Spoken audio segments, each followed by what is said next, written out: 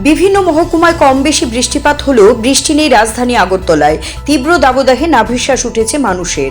এই অবস্থায় বিভিন্ন সংস্থা সংগঠন জলসূত্র অব্যাহত রেখেছে।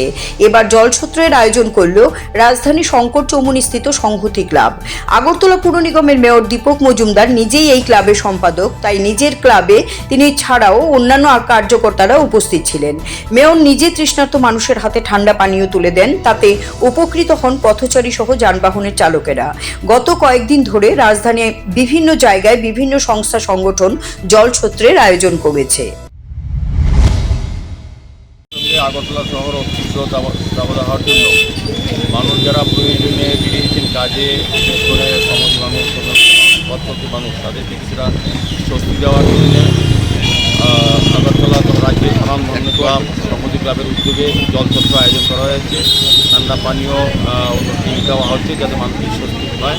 আমি সংহতি ক্লাবকে যারা উদ্যোগ গ্রহণ করি তাদেরকে অনেক অনেক শুভেচ্ছা এবং ধন্যবাদ জানাই। আমরা সারা রাজ্যেই সারা শহরে আমাদের আগরতলা পৌর নিগম, সরকার এবং বিভিন্ন সামাজিক সংস্থা ক্লাব পথচলতি মানুষকে এই গরমের মধ্যে কিছুটা স্বস্তি দেওয়ার জন্য ঠান্ডা পানীয় ফল বিতরণ করা হচ্ছে।